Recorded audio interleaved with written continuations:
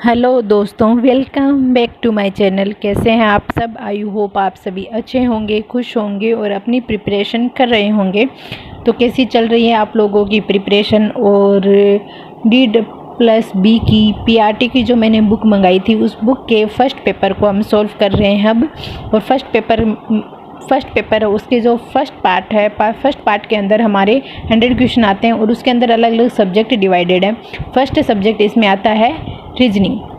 Paper के according first subject reasoning था, तो मैंने रीजनिंग को पहले सॉल्व किया और रीजनिंग के 20 क्वेश्चन थे। 20 क्वेश्चन में से 14 क्वेश्चन मेरे सही हैं और वो फटाफट हो गए थे। और 6 क्वेश्चन ऐसे थे जिसमें थोड़ा सा मतलब लैंग्वेज में कुछ चीज़ें समझने में दिक्कत आई थी। कुछ को मुझे पता नहीं था इनको क्या बोलते हैं, थोड़ा उनमें दिक्कत आई थी। तो फिर उनको समझा, नेक्स्ट क्वेश्चन को वापस किया, खुद से भाई से समझा और उनको सॉल्व कर लिया। फिर हमारा पार्ट आता है इसी फर्स्ट पार्ट का दूसरा सब्जेक्ट आता है हिंदी के 20 क्वेश्चन के, जिनमें 19 क्वेश्चन सही थे, एक क्वेश्चन था जो हमारा गलत हो गया। उसके बाद में हम इंग्लिश की बात करते हैं तो इंग्लिश का मेरे से क्वेश्चन हुए नहीं, क्योंकि वही है कि इंग्लिश में बहुत अच्छी तैयारी होनी चाहिए और अभी कुछ महीनों से मैंने इंग्लिश में कुछ भी नहीं पढ़ा है, कुछ भी मुझे याद नहीं है। तो इंग्लिश तो मैंने पार्ट छोड़ दिया, सब्जेक्ट को छोड़ दिया। और इंग्लिश के लिए मुझे लगता है क्लास लेनी होगी रेगुलर, तो थोड़ी हमारी इंग्लिश बेहतर हो जाएगी। उसके बाद मैथ की बात करते हैं तो मैथ में भी कुछ क्वेश्चन थे जो फटाफट हो गए, कुछ थे जिनमें टाइम लग रहा था। तो मैथ को भी हम मैथ की क्लासें लेना शुरू करेंगे। तो मैथ में मैंने क्लास ली थी, सबसे पहले मैंने स्टार्ट किया है प्रतिशत से, और प्रतिशत की एक फर्स्ट क्लास ली थी, ठीक है। उसके बाद में बात करते हैं जीके के। तो जीके के क्वेश्चन मुझसे नहीं हुए, तो मैंने जो क्वेश्चन 20 क्वेश्चन दिए थे मैंने उन्हीं को समझा और उन्हीं को याद कर लिया। और फिर बात करते हैं पार्ट बी की। पार्ट बी में 100 क्वेश्चन है। 100 क्वेश्चन में 74 क्वेश्चन मेरे करेक्ट हुए हैं और 26 क्वेश्चन है जो रॉन्ग हुए हैं। टोटली तो रॉन्ग नहीं बोल सकते, उनमें से कुछ क्वेश्चन ऐसे थे जिनमें 2 आंसर मुझे लग रहे थे, 2 में कन्फ्यूजन था। तो कुछ क्वेश्चन ऐसे थे और कुछ डायरेक्ट ही जो मतलब फैक्ट पूछे जा रहे थे जो मुझे नहीं आते हैं। तो फिर उनको करने की कोशिश की, उन्हें समझा, उनकी थ्योरी पढ़ी, जो भी व्याख्या पीछे की तरफ दे रखी है उनको किया। और उसके बाद में NIOC जो उनकी बुक है वहाँ पे PDF निकाली उसको, और फिर उनकी बुकलेट फर्स्ट जो थी, ब्लॉक फर्स्ट था, उसको पढ़ा। और ब्लॉक फर्स्ट में दे रखा था, साइंस से रिलेटेड थी और उसमें 110 कुछ पेजेस हैं, और जिनमें से मैंने कल 24-25 के आसपास मैंने उनको पढ़ा।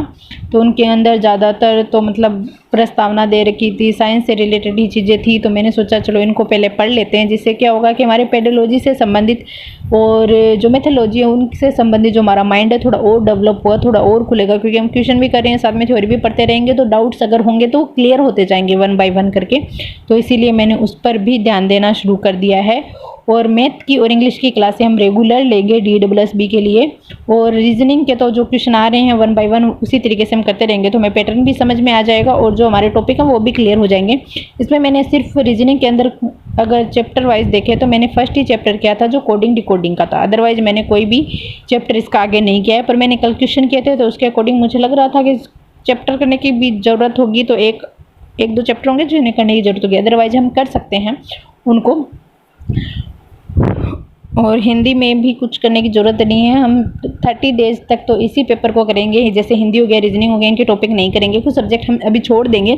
सिर्फ पेपर आ रहे हैं हमारे PYQ, उसी के अकॉर्डिंग करेंगे। उसके बाद में हम ध्यान देंगे जब हमारे जो जैसे सब्जेक्ट हैं वो कंप्लीट हो जाते हैं, जैसे कि इंग्लिश है उसको हमने भी अच्छे से ध्यान नहीं दिया, तो उस पर फोकस करेंगे। बाद में मैथ पे फोकस करेंगे। इतने में हमारी जो पेडालॉजी वाला मेथड चैप्टर है वो उनके अंडर क्वेश्चन है वो भी सॉल्व हो जाएंगे, और उनमें भी गलत होना अगर कम हो जाए तो और भी बेहतर होगा।